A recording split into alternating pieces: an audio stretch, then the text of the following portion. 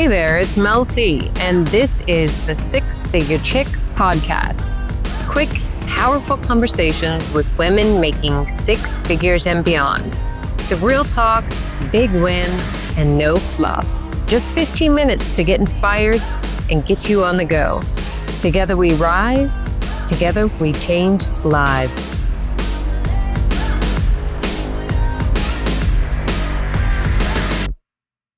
Hey there, welcome back, Six Figure Chicks podcast. I am so delighted to be joined by my fantastic, fearless female today, Geeta Sidhu-Robb, and she is a powerhouse. Gosh, I don't have enough great things to say about her. However, I'll let you know, she's the CEO of W Corporation, UN Award winner, 5-time winner of Entrepreneur of the Year Award. Oh my gosh. Celebrity coach, author, and speaker. Welcome, Geeta. Thank you so much for having me. Yes, of course. Oh my gosh, it's all my pleasure. So share with our audience where you are coming in from. London, England. Yes. And actually it has the sun shining, so I can tell that's very confusing. But England, yeah, right in the middle of central London. I have Harrods. You know Harrods? It's kind of a 10-minute walk in that direction. Okay, so before we get started, let's share a fun fact with our audience that nobody really knows about you. I always like to pull it out so we can kind of be like, whoa, I didn't know that. I really like romance novels. Oh, it's like a guilty pleasure. Fun. When I was younger, I used to read a lot. What's your favorite one or one that you're reading now? Oh, yeah, I read a lot. It's like my primary, I'm a bookworm. Yeah. So, I'm like at the moment have dived right back into Regency romances, which is something that I did when I was younger. Georgette Hare, anything by Georgette Hare. I have never said that publicly before. So yeah, let's be the clip that we put out there. Yes, that is a first. I love that. And I see what books all in your background. Yeah, you're definitely a reader. Yeah, constant. It's like my primary source of switching off. Yeah. So with all of your amazing businesses and ventures going on right now, what's a challenge that you face on the daily with keeping up with everything? I don't really, I think I was a single parent to 3 children. And then when I met my most recent ex, he had 2 children. So I brought up 5 kids. And so I was always, and I'm financially responsible for mine, and always have been. So it was always just a lot going on. I found that when my mother kind of lost the plot a little, that was incredibly hard. That happened last year. And she's currently 91 and a half, and she was completely fine. And then she wasn't, but she wouldn't let anyone take care of her. So it would drive me mad. But that was really hard. Having to look after someone and take over their life when they're not willing to give it to you, nightmare. And I really, really struggled for about 3 months. I did not know how to cope at all. I found it all very hard. But the rest of it, I kind of just, once you slot it into your thing, it's just what you have to do. And I kind of don't really, it helps that most of my friends live in other countries. So if I want to have a social life, I have to fly to it. Darn. Well, I'm in Arizona, so you're welcome to come visit me anytime. It just means that I actually am I'm a useless no-mate person that lives kind of in town without any friends pretty much, unless they're flying through. So I have a lot of time to work. Yeah. And that's interesting how you say, with the children and bring them up. I was speaking with a lady yesterday and an attorney, and she's like, I took a couple of years off. And I was like, whoa, I can't wait to get back to work. She's like, being at home is so much more challenging than running a business. Oh, it really is. And it's so thankless, and it's so unpaid, and it's so unseen, and it's so unrewarded. And you have to find your own reward. And I'm like, shut up. All right. Just literally shut up. Stop talking rubbish. So there's a place where it's actually a very hard job.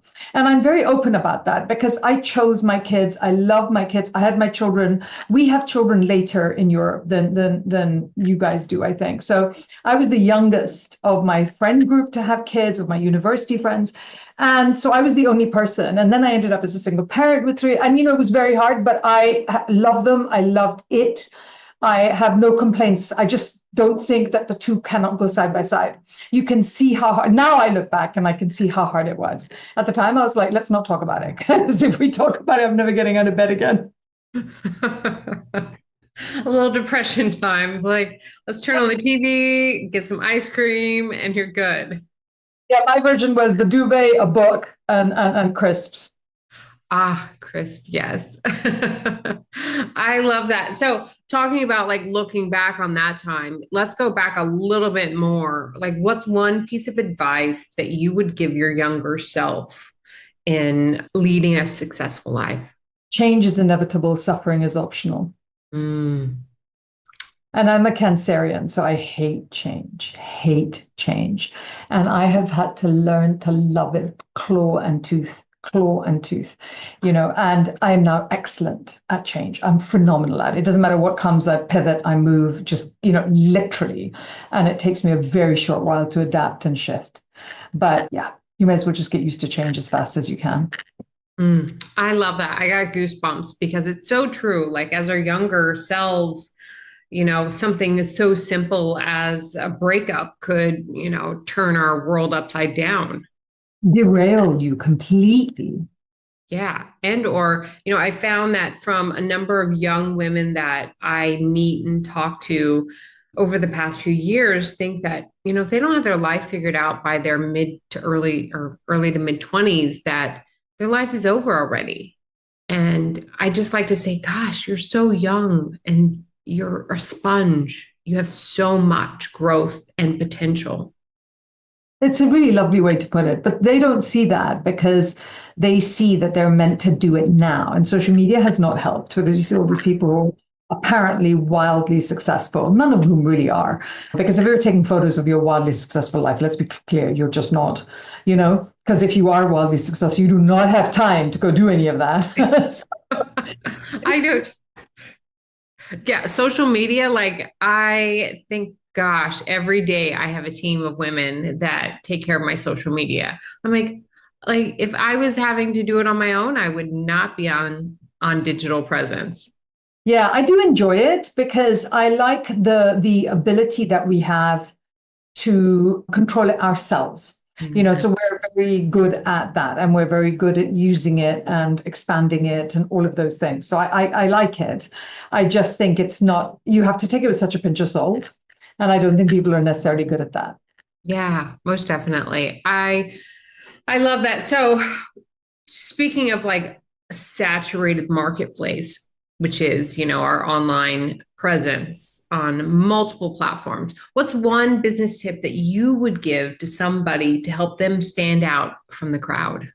Like I always like to say, it's great to be authentically real and raw with, our stories, our sharing. What would you say? So I'm going to preface this as the fact that I have a very big personal brand, which I don't know if people say that often enough, but I do. And Netflix rates me as having a very big personal brand. So I have a big personal brand.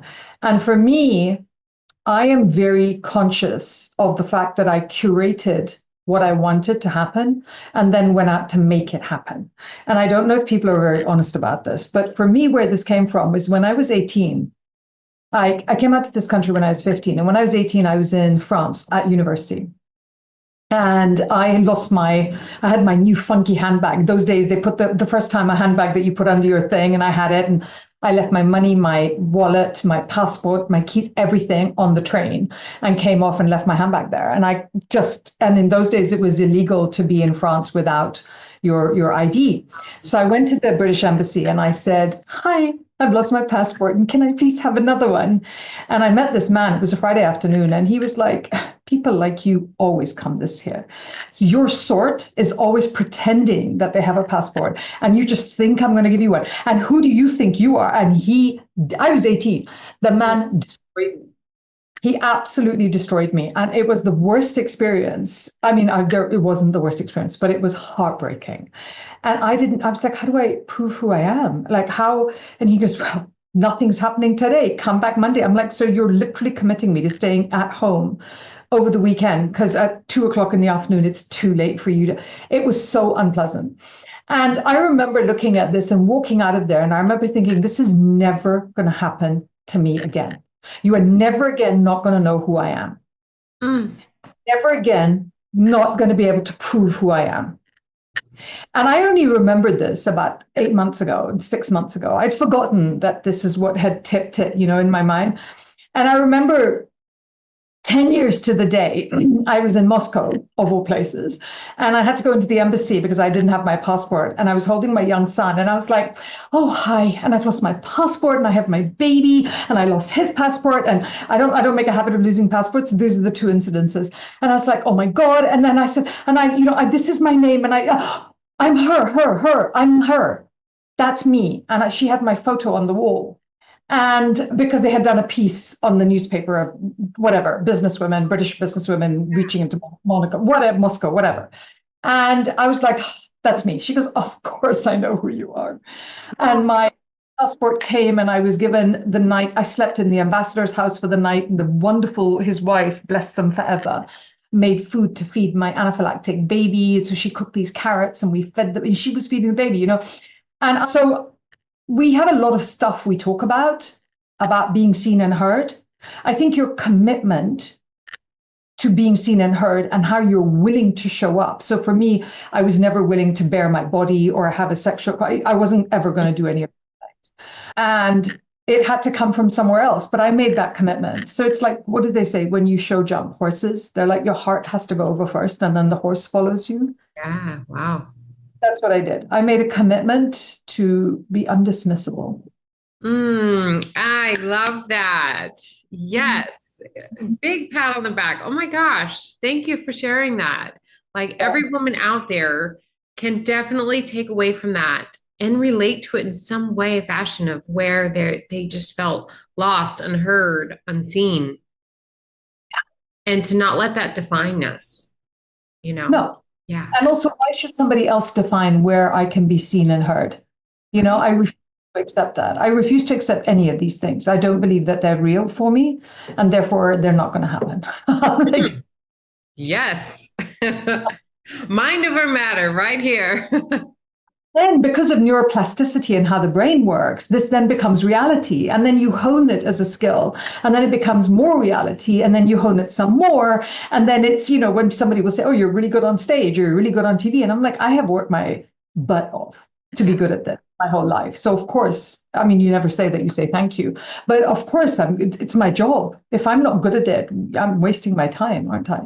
So, yeah. So I think if you want to be seen and heard, be seen and heard. And take with it. There are good and bad things that come with it. Yeah, exactly. Priceless. All right. So let's take a dive into your personal life. What do you do at the end of the day to just recharge after dealing with all of these companies and travel time and doing all that? What do you do for you? I'm really boring. I like jigsaw puzzles. I like to read. I bake bread, but don't tell anyone. I really hate cooking, so I don't do that. I like to exercise. I like to walk. I like to, I like alcohol, but like it doesn't like me. So I'll have my wild one drink from time to time, like the whole one.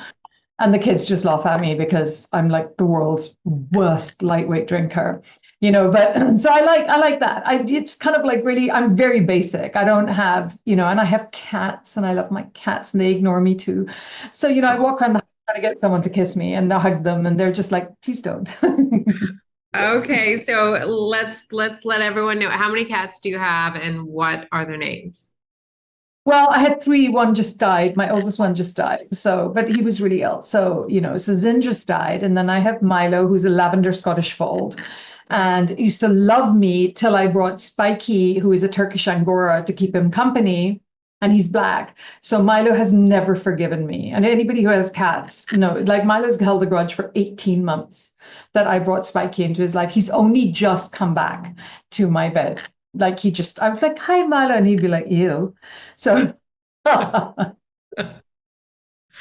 my God. I love that.